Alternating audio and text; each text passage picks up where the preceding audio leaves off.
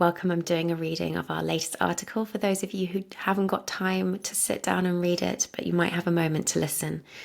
This one we're focusing on comparison, and the question is, do you ever compare yourself to others? Have you ever noticed when meeting up with friends, chatting with colleagues, or meeting new people that the brain loves to make comparisons and ask questions? Mine fills easily with, did we make the right choices for our family? Should I have done something else with my career? Should I have more hobbies? Should we have travelled more? And let's not forget the more concrete should statements that can creep in, like, I should cook more interesting and healthy food.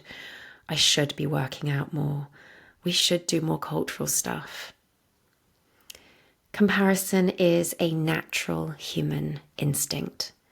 It's an evolutionary part of how we keep ourselves alive and thriving. And of course, it's not just a summer barbecue that can lead to comparisons. We're walking around our workplaces, our local communities, and we are comparing at drop-offs, in the shops, making... Comparison is a natural human instinct. It's an evolutionary part of how we keep ourselves alive and thriving. We walk around our workplaces, local communities, school drop-offs, making comparisons. We compare careers, bodies, parenting, creativity, money, relationships, all the time. When the comparisons come with judgment, either of ourselves or others, that's when it can hurt. Judgment shows us we've left our sense of personal safety. We're rocked, unstable, unsure, unsettled, questioning ourselves. When judgment shows up for me, it comes as self-criticism, shaming, or a frustration that I'm not where others are. It can feel like I'm suddenly really uncomfortable in my own skin, like I want to wriggle out of it. I want to be wearing different clothes, be in a different body, in a different house with different belongings. That is my flight nervous system response in action. Or I can watch myself disconnecting, not wanting to see people on a weekend or feeling drained by the events I go to. That's my shutdown, collapse nervous system activated. Or I can find myself saying all kinds of weird things to belittle myself in front of others in an attempt to make them feel comfortable, even though they don't need it. I'll say things like, oh, I'm rubbish at pulling meals together last minute. You're incredible. It's true, they are incredible, but it's not entirely true that I can't. But in these moments of comparison with judgment, it seems I'm happy to make myself smaller. This is my please appease nervous system in action. And the result, even with the people I love dearly, can often be a feeling of disconnection from myself, from them, and a big fat cloud of unworthiness that hangs around me afterwards in a life that feels like it's stagnating. The lesson I'm learning is that my sense of safety, of feeling grounded, of feeling enough, needs tending to. No different to working out in the gym or practicing a musical instrument until you become better and better at it. My stability comes from my connection to what is good in my life. I can remember so many conversations with my husband years ago where he would reel off all the things over the past year that he'd worked on, deeply feeling his sense of progress, feeling the solid ground underneath him as he moved into the next task.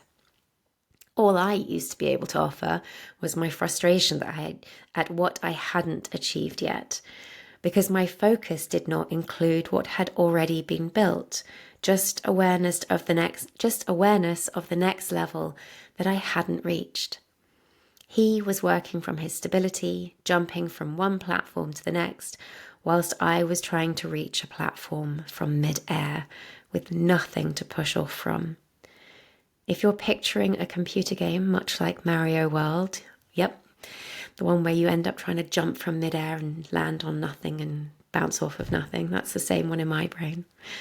So reconnecting to what I have, where I am in life, what I am doing is now a practice. I'm building the solid ground underneath me by focusing on it. And now I deeply understand why gratitude is a concept so widely advocated for in mindfulness and emotional resilience spaces. It builds a solid platform underneath you for just these occasions. Because when I'm grateful for what I've created in my life, when I'm proud of what I've achieved and I feel blessed for the people in my life, then comparison doesn't shake the ground beneath me. It offers me a moment for growth. That can feel like I love where I am in life, and I'm noticing how I can feel a pull in this moment for more fun, more movement, more creativity, more diversity, because my friends are modeling that so well. Instead of my survival state kicking in, my ventral vagal nervous system, my safety state, is active and curious about this stirring. Comparison in this state of feeling grounded brings a feeling of clarity, of inspiration, gentle motivation. I can respond with what's going on that we could do as a family. Where would we want to travel to next? What is it that I want to achieve next in my career? I'm learning there is room for change and growth in our lives without shame, and we can learn from what we envy or admire without hurting ourselves or others. Judgment shows up through the cracks that already exist in my self-esteem, my self-worth, my self-value. When I haven't spent time tending to these wounds and reinforcing the connection with what is there that is great in my life, comparison can hurt and create disconnect in my important relationships. My muscle memory on what is good in my life is getting stronger and stronger.